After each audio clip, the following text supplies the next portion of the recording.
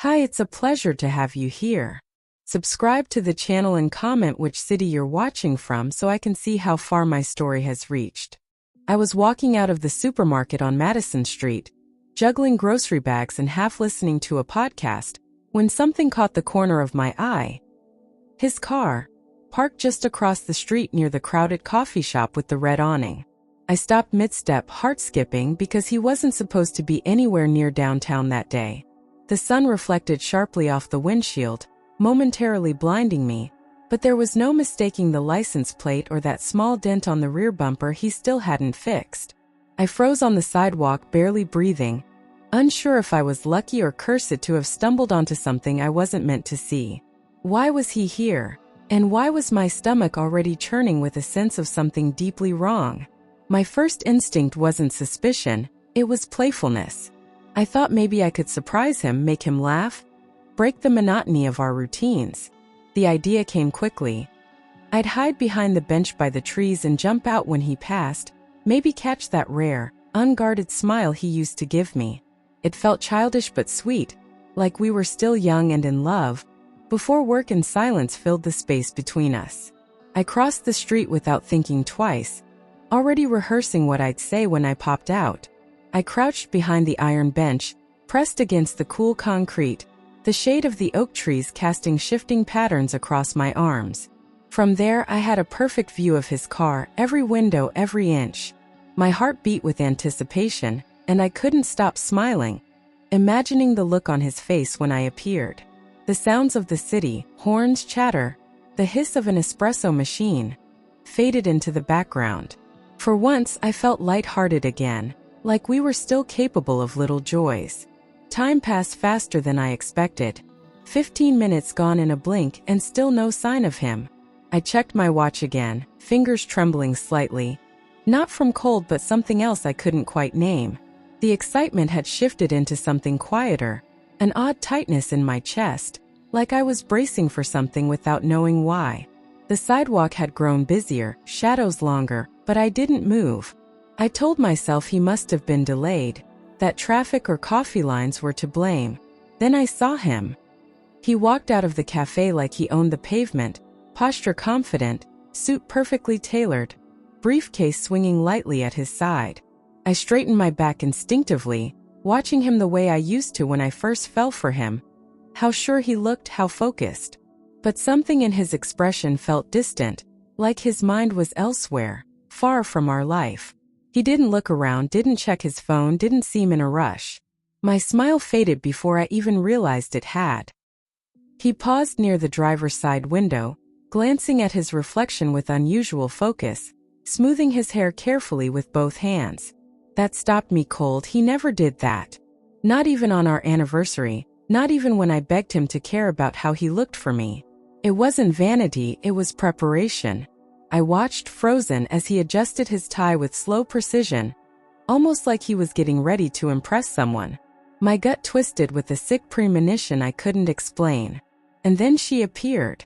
She walked quickly, almost skipping toward him, her beige coat flaring slightly with each step, long hair bouncing, face lit up with effortless joy. She didn't hesitate, didn't search for him. She knew exactly where to find him. I stayed still, eyes wide, mouth suddenly dry, every instinct telling me to run but rooting me to the spot. She was young, pretty in a soft, unthreatening way. Someone you'd never think twice about. Someone who smiles like she belongs. It hit me like a punch. I recognized her. Emily, the girl from the office Christmas party, the one he swore was just a sweet kid from accounting, harmless, always needing help with spreadsheets. My breath caught in my throat, and my ears rang with the sound of my heartbeat. I suddenly remembered every time he brought her name up casually, always followed by a laugh or a shrug. My world tilted, reality shifting under my feet in ways I wasn't ready for. She reached him, and without hesitation they embraced. It wasn't quick. It wasn't innocent. Her arms wrapped around his shoulders, his around her waist, holding her like he used to hold me in the early days, before everything felt transactional. They didn't speak, just stayed in that silence, bodies too close, too comfortable. I felt my blood go cold, as if every cell in my body had suddenly frozen mid-motion. Then he did something that made my stomach turn. He gently placed his hand on the small of her back, guiding her toward the passenger door like she was something delicate, cherished. It was the kind of gesture I hadn't felt in years, not even when I cried in front of him. She laughed, touched his chest lightly like it was a routine, like she belonged there. My nails dug into my palms as I watched this quiet betrayal unfold with the ease of long practice. I didn't move. I couldn't. It felt like my lungs stopped working, like my body forgot how to exist in the world where this was real. Every part of me screamed to do something. Scream, run, confront. But I stayed hidden, watching the man I married become a stranger right before my eyes. In a single moment, the life I thought I had unraveled silently, piece by piece. And the worst part? He looked happy. They got in the car like it was second nature. No rush, no guilt. And after a few seconds, the engine started. I remained frozen behind the bench, watching as he pulled away slowly, merging into traffic like nothing had happened. My heart pounded with a rage I didn't know I could feel, boiling just beneath my skin. Without thinking, I stood and followed on foot, nearly stumbling over a crack in the sidewalk. I walked fast, driven by something raw, until a cab pulled up and I waved it down. I threw myself into the back seat, gave quick directions, and told the driver not to lose the black sedan ahead. I forced a smile, pretending it was a silly surprise, but my voice shook and my palms were slick with sweat. The driver nodded without a word, probably used to strange requests in this city. I leaned forward, heart in my throat, watching the car through the windshield like a lifeline. Every second mattered. I needed to know where they were going. From the cab window, I saw them, talking, laughing, their bodies tilted toward each other with a comfort that burned. Her head dropped back in laughter at something he said, and he watched her like she was the most beautiful thing he'd ever seen. It wasn't just physical.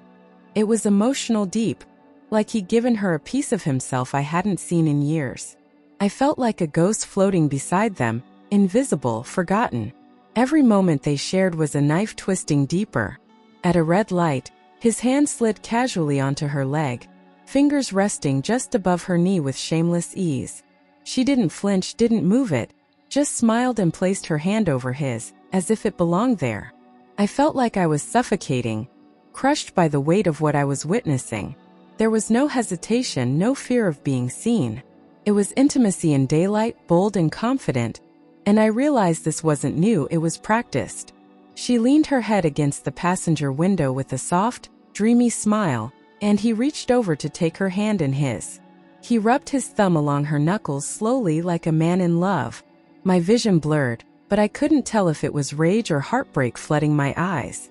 That one gesture told me more than 1,000 confessions ever could. They were connected, and he had severed himself from me long ago. The cab followed them to the edge of the city, where the skyline faded into quiet streets and worn-out buildings. They pulled into the lot of a small, discreet motel, the kind you'd never look at twice, with peeling paint and a flickering neon sign.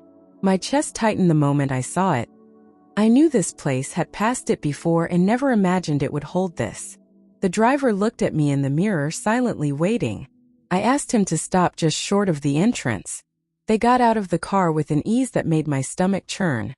No hesitations, no glances over their shoulders. Inside the lobby, the man at the desk smiled knowingly, sliding a key across the counter without asking for ID. My blood ran cold.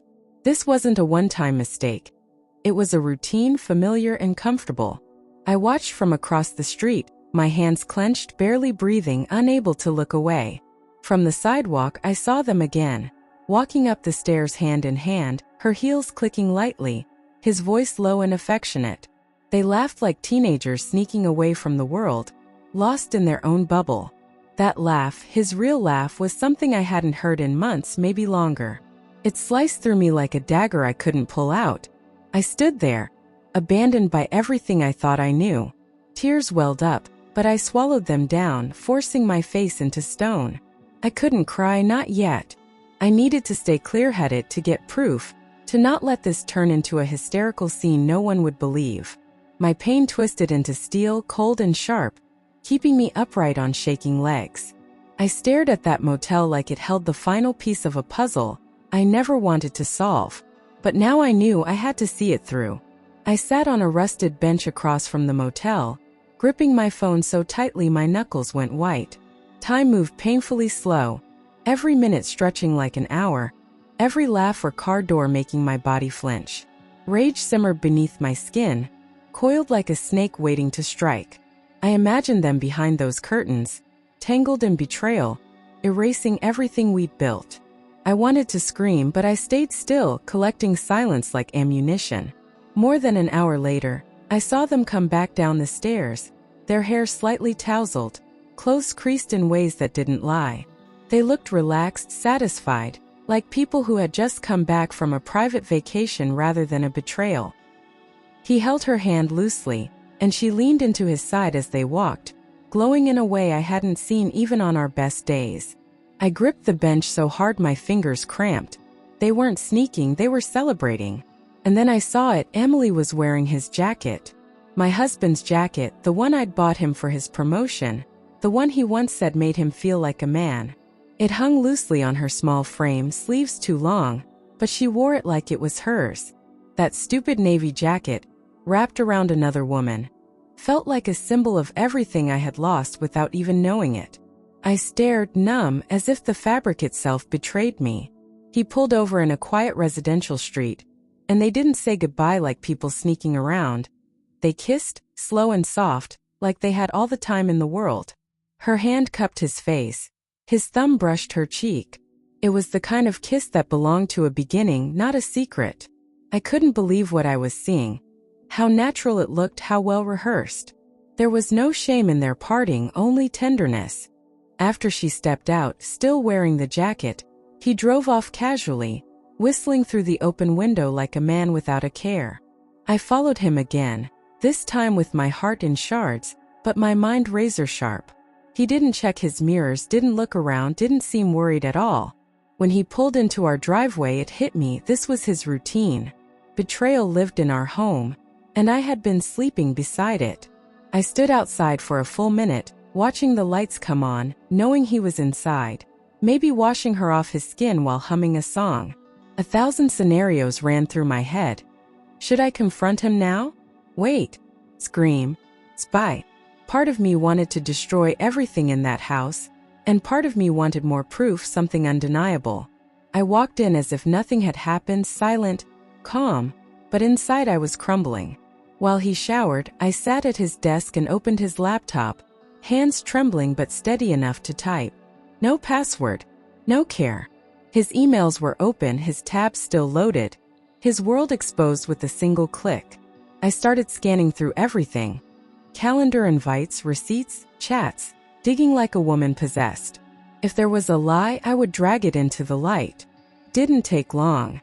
I found her name buried in messages labeled work, confidential.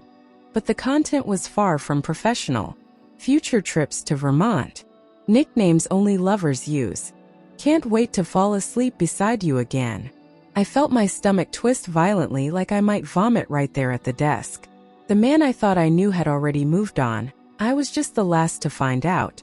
I picked up his phone next, the one he never let me touch, and searched his contacts. Emily wasn't there, but Mark Accounting was. I opened the chat and my heart stopped. Photos, voice notes, emojis with hearts, messages sent just hours before he kissed me goodnight. The deception was layered, careful, intentional. He had built an entire life in shadows. I remembered every time I asked who kept texting during dinner, and he'd laugh and say, "Just Mark, poor guy can't file a report to save his life." I used to smile at that joke. I used to believe it.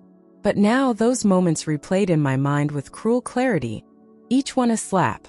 He hadn't just lied, he made me laugh at the lie. That was the part that broke something in me for good. I called Sophie with shaking hands, barely able to speak as I told her everything. She didn't interrupt, just listened until I was out of breath. Then her voice came through the phone, calm but firm. "Don't do anything yet. Gather everything. Make it count." She was always the rational one, the friend who thought 3 steps ahead.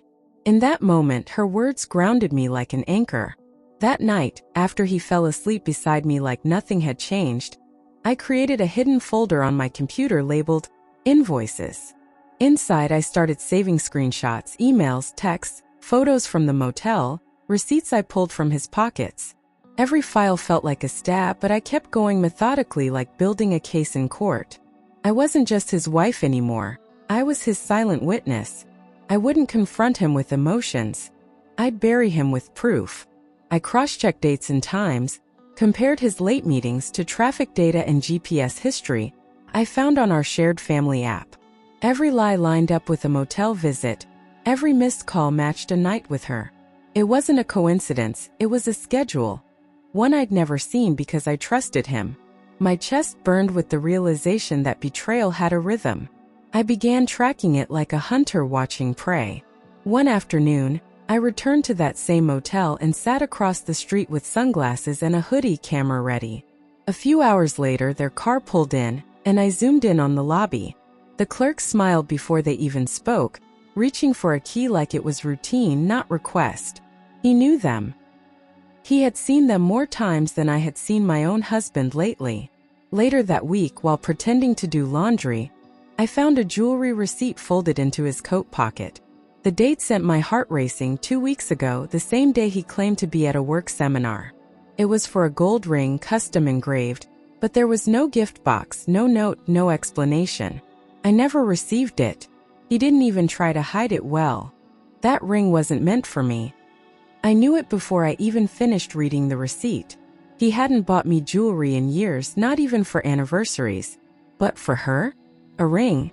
I sat on the floor of our bedroom, clutching that slip of paper like it had ripped my skin open. It wasn't just cheating. It was commitment to someone else. A few days later, he surprised me with a dinner reservation, claiming he wanted to rekindle things. I forced myself to go, holding my rage like a knife behind my smile. While he toasted to us, I sat across from him with a purse full of evidence. Every time he touched my hand, I imagined her fingers wrapped in that same touch hours earlier. He thought he was in control. I let him believe it. As we sat at the candlelit table, I watched him more closely than ever. Every glance at his phone, every twitch in his jaw, every false smile. He laughed too loud, complimented me too much. It was all performance. And I played my role well, nodding, smiling, clinking my glass against his. But underneath, I was measuring every second, waiting for the cracks to show. Then it buzzed. He glanced at the screen and instantly locked it, slipping it into his pocket with a smile that didn't reach his eyes. It buzzed again, and this time he pretended it hadn't. I saw the sweat gather at his temples, his leg bouncing under the table. I knew that tick. It was the one he had when he lied to clients or forgot a deadline. He was unraveling, and he didn't even know I was watching. I leaned in slowly and asked sweetly, "Who keeps calling?" His eyes darted for half a second too long before he muttered, "Work stuff. Just some last-minute reports." The lie was lazy, sloppy, insulting. I stared at him in silence, letting it hang between us like smoke. He didn't even ask if I believed him because he didn't care if I did. I looked down at my plate, then let out a soft laugh, sharp, cold, bitter. He blinked, confused, trying to read my face, but I gave him nothing. That laugh wasn't for him, it was for me. For the version of me who used to beg for his attention, who used to worry he was just tired or stressed. That woman was gone, and he was about to meet the one who replaced her.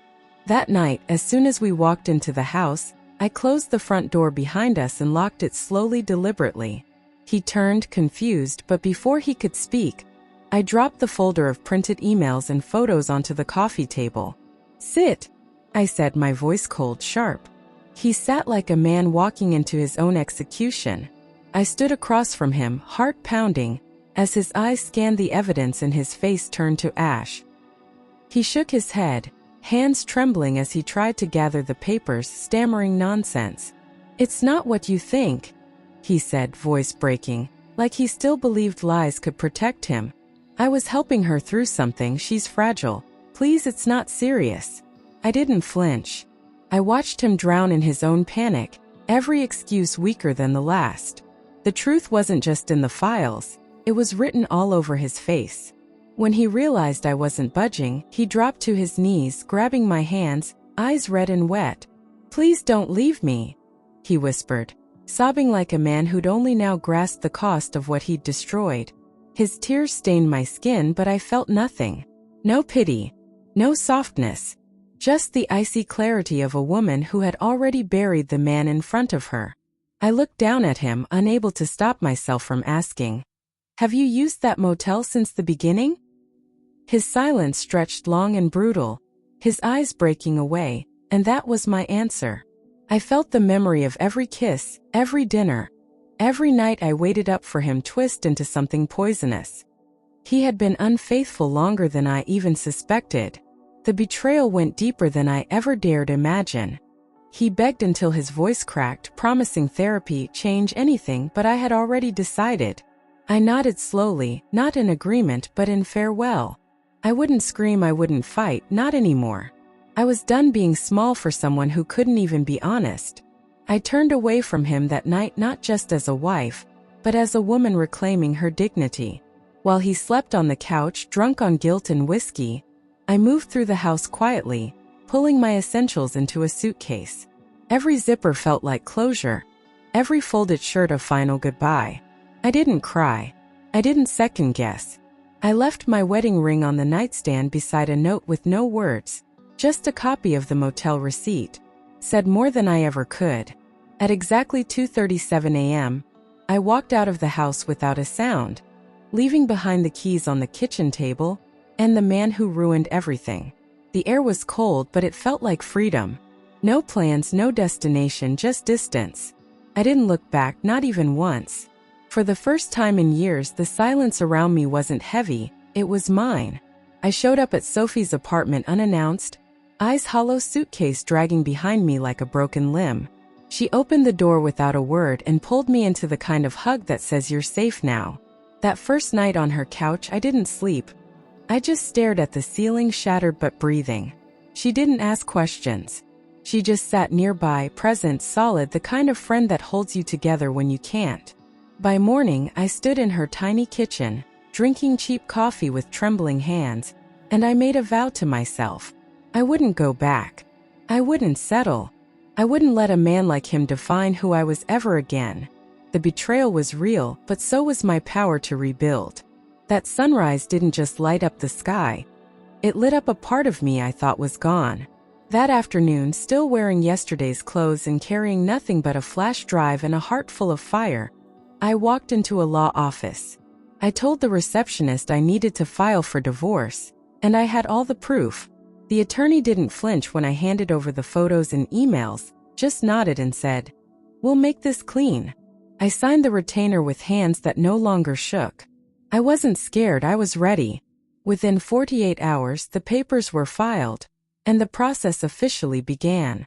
I didn't warn him. I let the legal envelope be the one to speak for me. Sophie and I watched from her couch as the notifications rolled in. Asset division, court dates, formal statements. Each step felt like pulling out another thorn, painful but necessary. I was no longer mourning a marriage, I was dismantling a lie. A week later, I received a message from an unknown number. "I think we need to talk. I'm Emily's husband." My breath caught as I stared at the screen, realizing I wasn't the only one burned by their affair. We met at a quiet diner, both of us pale, exhausted, carrying the same shattered truth. He brought photos too, his own version of the evidence. Betrayal had connected us in a way neither of us ever wanted. He showed me printed screenshots, dates, videos, some of them from the same motel. We had been living in parallel realities, both deceived by people who thought they'd never get caught. It turned out someone else, one of his friends, had spotted Emily and sent the photos without knowing the full story. The truth had finally caught up with them from both sides. There was no escape now, no room left for denial. When he confronted her, she didn't even try to lie. Just packed a bag and left in silence. "I won't raise my kids in a house of secrets," he told me, voice flat. He'd kicked her out that same night, and like me was already filing for divorce. Her mask had slipped, and beneath it was nothing but self-interest and calculation.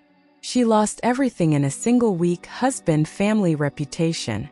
But what broke me again wasn't just what she did to him. It was what he told me next. My husband wasn't the only one. Emily had other affairs too, spaced out carefully, each one hidden behind fake names and projects. My husband was just another placeholder in her endless game. I had thought he was the predator, but he'd been prey as well. Somehow that made it even worse. Within days, whispers flooded their office, coworkers exchanging glances, emails circulating, tension thick in every hallway. Someone leaked the motel photos, and both their names were dragged into gossip threads in HR meetings. His department was reassigned, hers was suspended, and the story became the kind of scandal people never forget. I didn't have to expose them, their carelessness did it for me. Watching from a distance, I felt something close to justice. He called me at midnight, voice cracked and ruined, asking if I could talk just for a second. I almost didn't answer, but part of me needed to hear what rock bottom sounded like. "I've lost everything," he whispered, barely audible. "Everything. Except you." The silence on my end stretched long, heavy, deliberate. I let him feel it. When I finally spoke, my voice was steady. "You lost me the day you walked into that motel." I didn't yell. I didn't cry. I just gave him the only truth he still hadn't accepted. He tried to respond, to say my name, but I ended the call before he could. I blocked his number and stared at the wall, feeling nothing but finality. In court, he showed up in a wrinkled suit with bloodshot eyes, sitting across from me like a shadow of the man I once loved. The judge reviewed everything, the emails, the receipts, the timeline, and there was no sympathy left to offer him. He barely spoke, just nodded as his own lies were read aloud like a criminal confession. I didn't gloat. I didn't smile. I simply listened, steady and unflinching, while the truth did all the talking. Then came the moment I'd waited for, the final page, the last signature. I took the pen, hands calm, and signed away 15 years of a life that never really existed. Didn't feel like loss. Felt like freedom. As I stood and walked out of that courtroom, I didn't look back once. My story with him was over, and mine finally had begun. It didn't happen overnight, but little by little, I started breathing differently, deeper, fuller, like my lungs finally remembered what peace felt like. I stopped checking my phone, stopped waiting for apologies that would never come. My mornings were quiet now, but not lonely, just still and mine. I began cooking for myself, buying flowers for my table, playing music I used to love before I forgot who I was. I was no longer surviving, I was rebuilding. A month later, I booked a solo trip to Santa Fe. No explanations, no itinerary, just a suitcase and a heart ready to heal. I walked through open-air markets, sipped wine on balconies, and let the sun erase every shadow he left in me.